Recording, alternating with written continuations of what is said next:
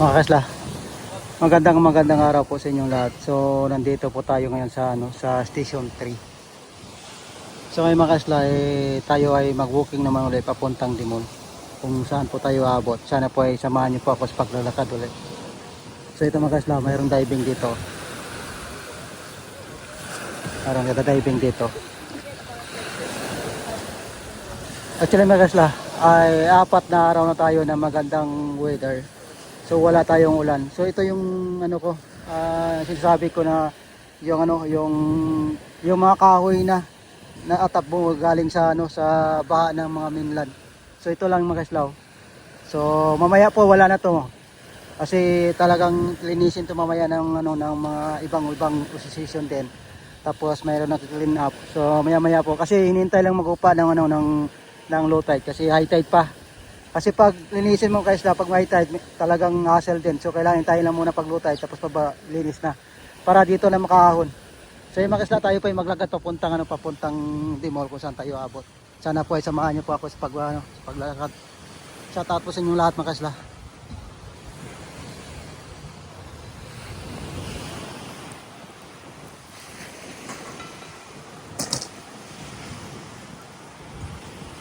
So dito mga kasla sa Station 3, wala ang halos na turista.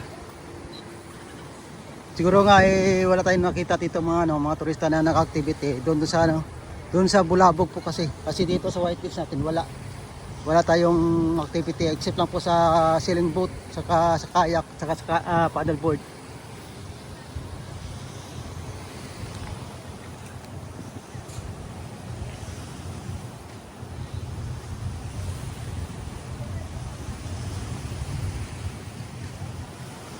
Dito tayo sa Hondas mga kasla. So dito mga kasla, may naglilinis dito na ng niyog para makuha yung bunga. Marami kasing bunga oh.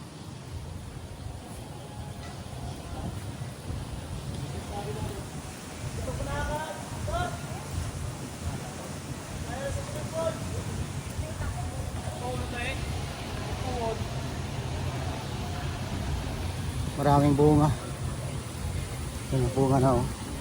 Ayun, bunga.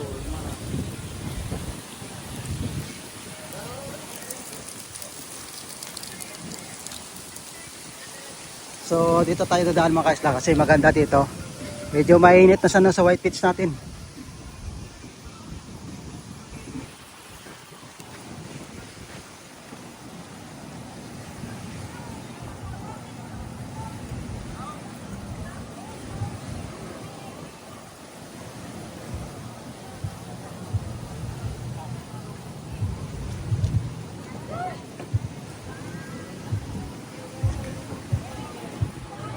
So dito mga kaisla, kapag ganito na yung panahon natin, ulan, init. So yung iba kasi natin yung turista nagre-research din kung ano maganda yung yung weather. Kasi minsan mga kaisla, mayroon tayong mga din na nagtatanong sa atin kung ano maganda yung weather natin. So yung mga kaisla, yung info ko lang po ay wala akong kalaman talaga sa weather.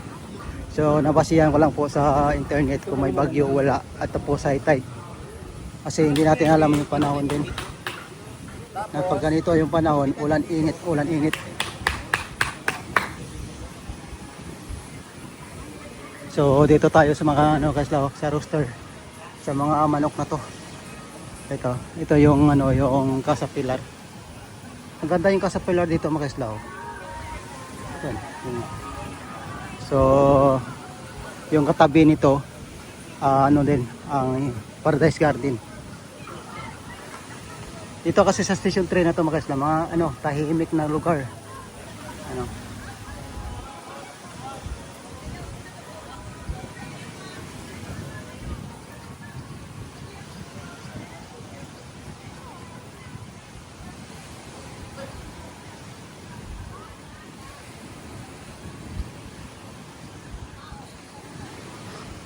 Walang turista naglalakad mga kasla. Halos lahat yung mga workers dito nakaupo.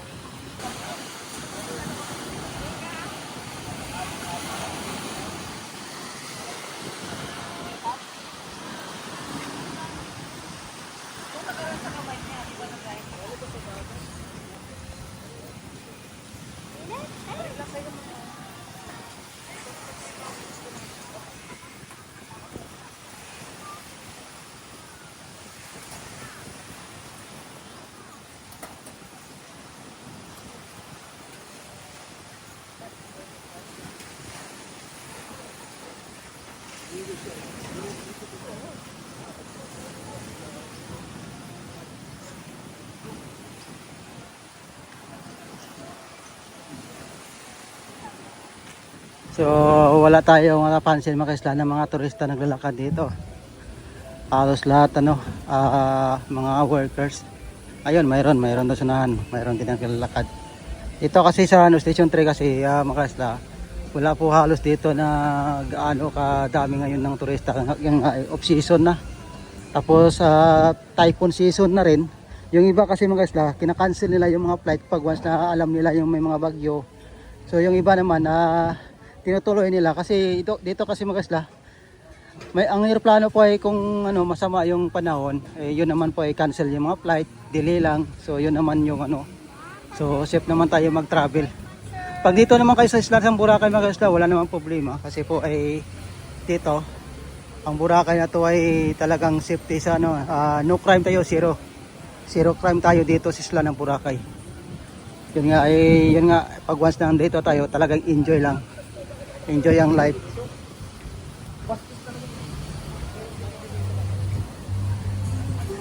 Ito mga kaisla, maganda dito yung yung ambience din ng restaurant.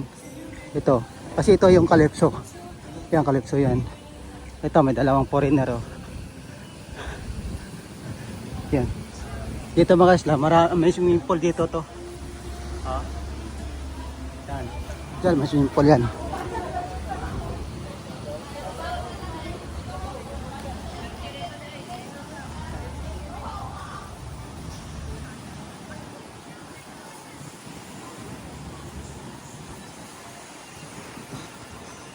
No.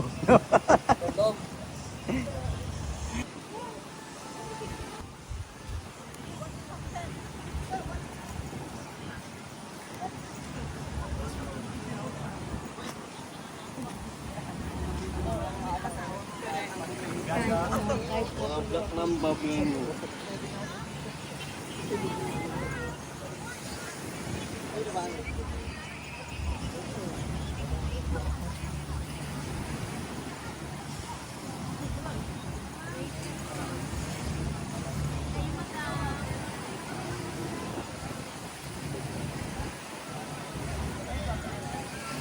So dito tayo sa La Camila mga kaisla. Ayan, sir.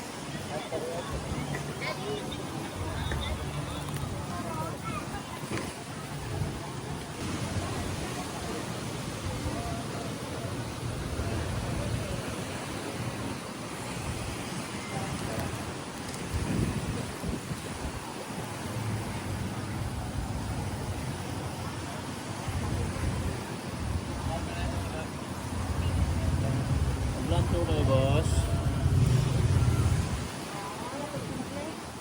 May ito tayo, may swimming pool.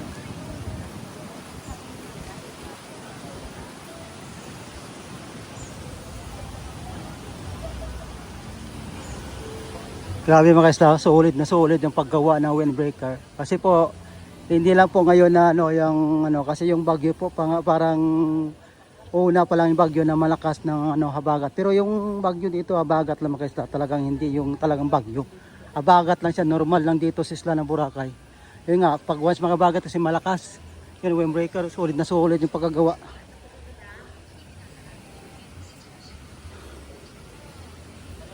Malaking tulong kasi mga kaisla yan sa itong restaurant to, itong table. Kapag kumakain, hindi po lumilipad yung yung buhangin sa kinakainan ng mga turista natin. Maganda kasi dyan mga kaisla, pag once walang windbreaker, maganda po yung tanawin. Yung white beach po natin, harap na. So ito mga kaisla, yung mga turista natin, bumabili ng mga souvenir na para pag once mag-uwi sila, mayroon silang souvenir.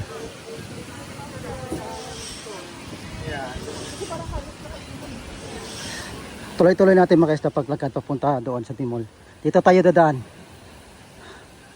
So wag lang yung puro dagat yung natin. Dito naman tayo sa sa dinadaanan ng ating mga turista.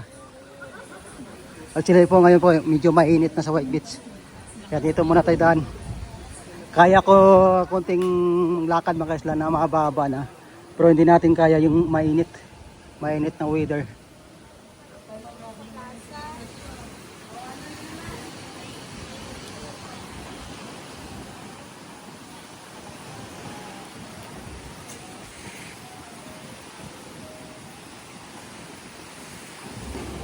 Dito mga kaisla, oh, mayroon ditong seafoods na kung gusto niyo kumain, harap nyo rin yung dagat. Oh. So nandito na po tayo sa, sa Coast Hotel.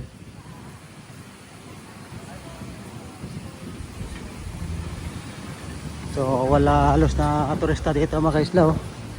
Malinis. Yun, naglalakad lang dito. Medyo malinis yung ano natin, yung mga restaurant, walang kumakain. Actually mga kaisla, papunta tayong lunch ng lunch time. Yun, malinis. Oh.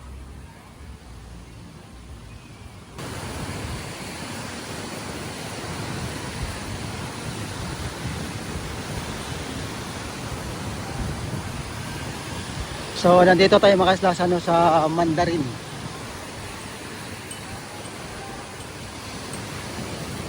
Dito kasi sa Mandarin mga kaisla, kasi kahit pa paano po may mga turista pa rin. Kasi sa laki pa naman ng hotel na yan, kaya hindi sila mawalan ng mga turista.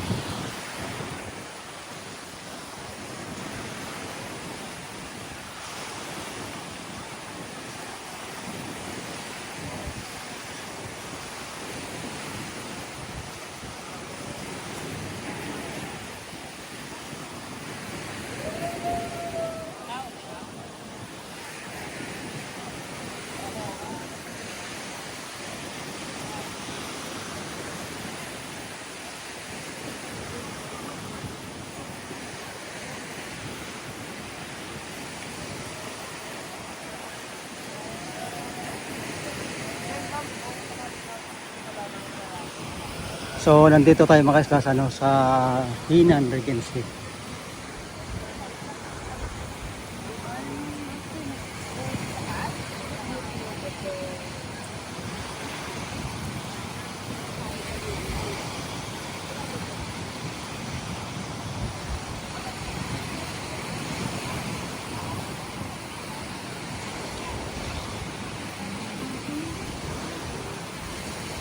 Pag Hinan naman mga kaisla, hindi rin niya mawalan ng mga turista kasi po ito sa dami rin ng ng Hinan.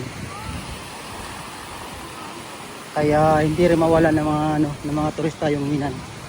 Kasi sa buong isla po, sila yung madaming hotel dito. 7 hotel na Hinan.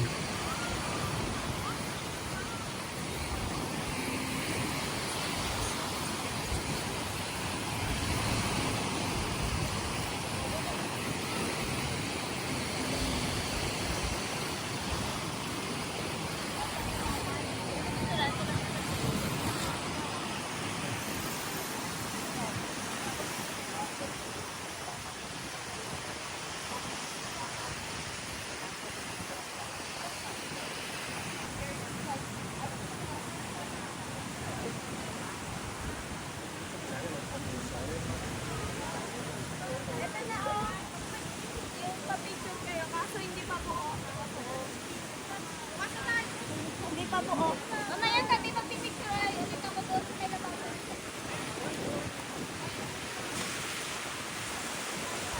Dito mga kaisla, high tide na. High tide.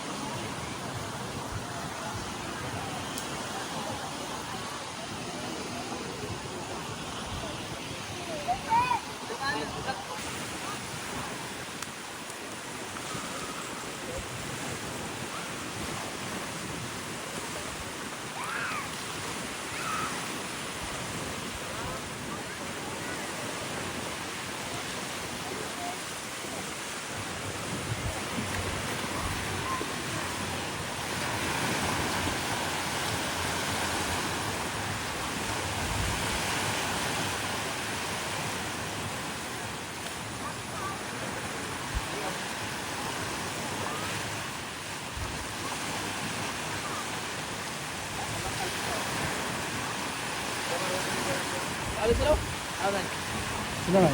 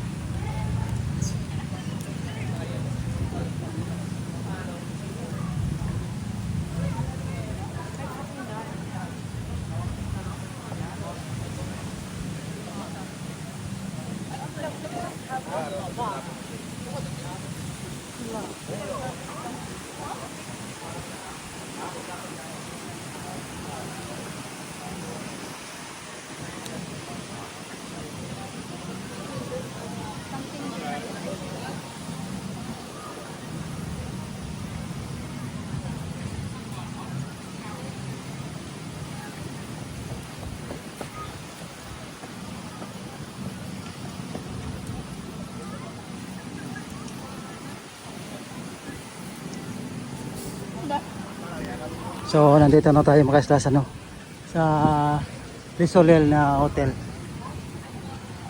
Ito, Risolel.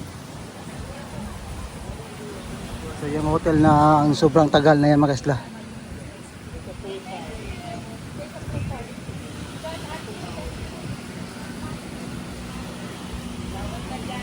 So dito mga isla, hindi tayo makataano yan, makalakad kasi po malalim. Kasi high tide pa rin. Mga 1 week yung umaga na high tide. Pag hapon kasi low tide.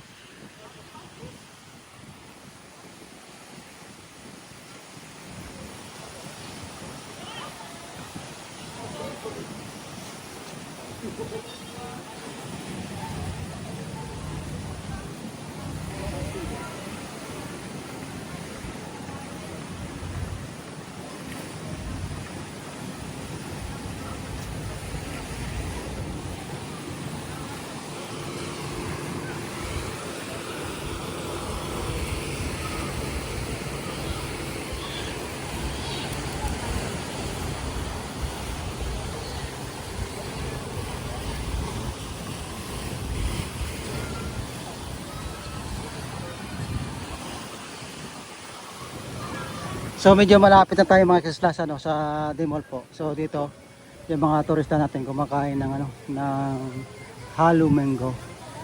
Halo mango mga kislaw.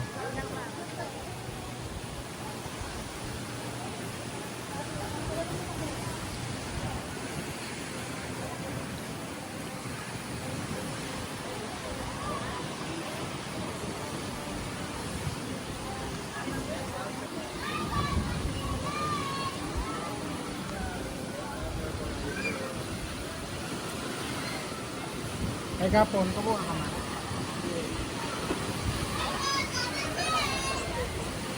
Why?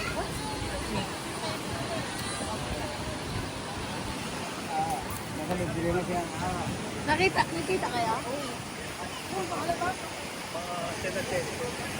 Mag-ikot pa sa autosky.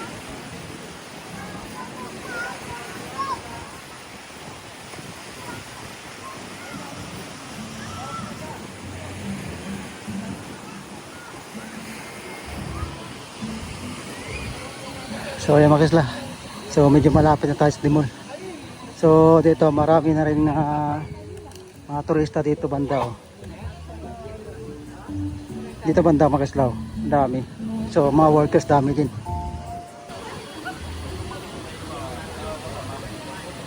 So ayan mga kisla, dito tayo sa Dimol.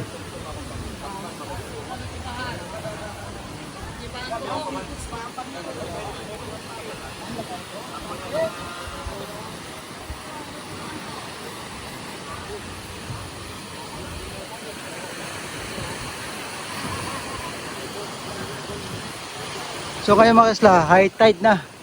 So dito na yung ano, yung tubig sa ibabaw.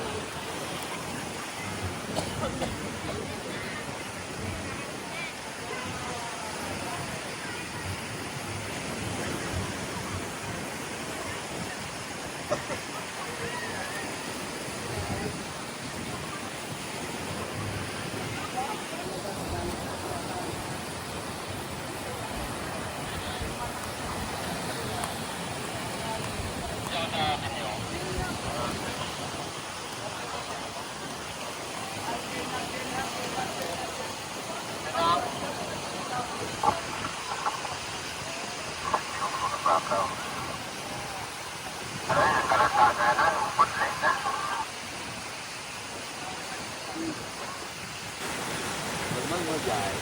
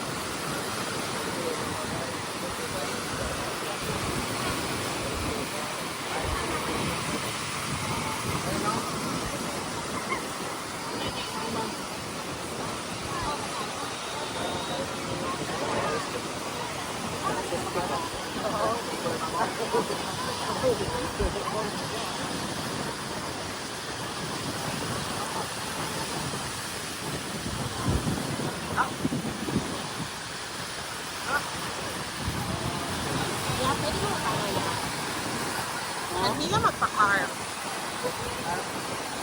Kanya, for example, mga So yun, tapos na.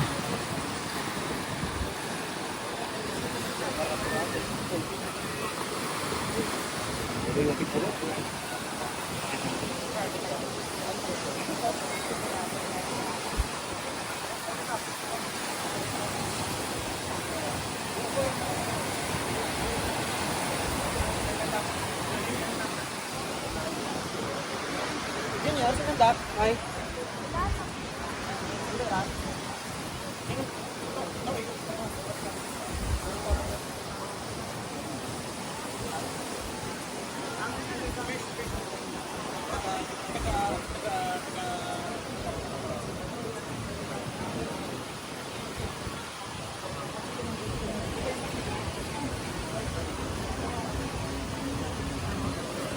So ngayon mga kasla, lunch time na.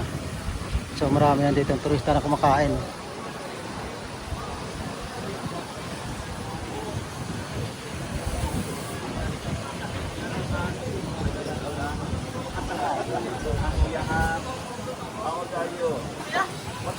Balik tayo mga kasla. Pasok tayo sa ano, sa loob.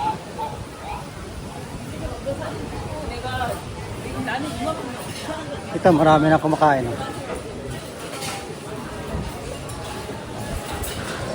So pag dito kasi mga kasla, pag once na lunch time na, lahat ng turista na pupunta sa White Beach, dito halos ano, karamihan pupunta sa loob ng Timol para kumain dito sa ano, sa looban. Dito marami na rin Chinese oh. Ito kabila marami na rin oh. Kahapon medyo konti lang kumakain dito. So ngayon po medyo ano, medyo madami na kumakain dito sa Sandox oh. Yan oh.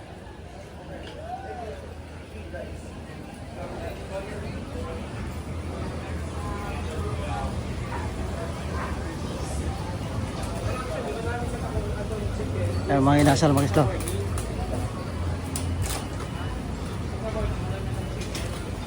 Ito walang tao.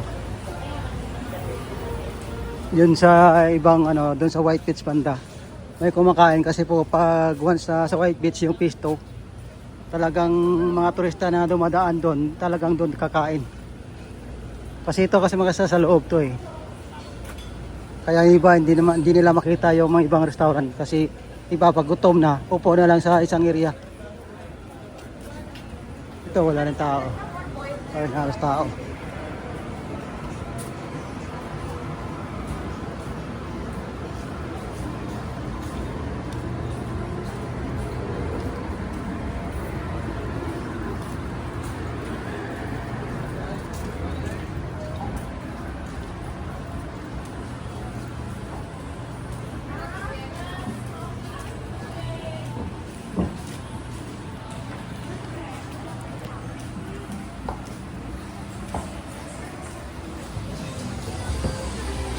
So yun mga kaisla, lapit na tayo palabas sa, ano, sa main road.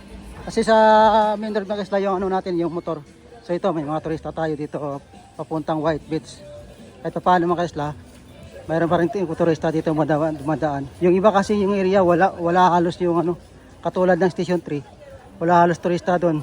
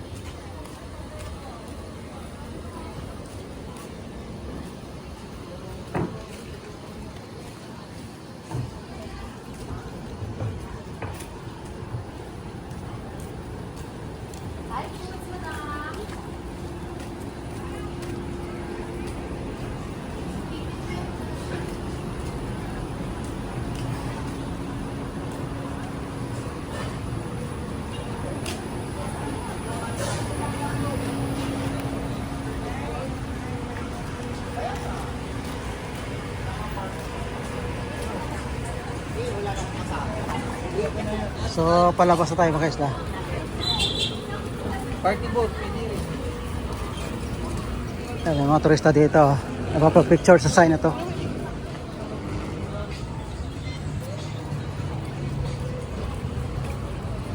So yun mga kaisla, hanggang dito na lang tayo. Maraming salamat sa panonood. God bless everyone.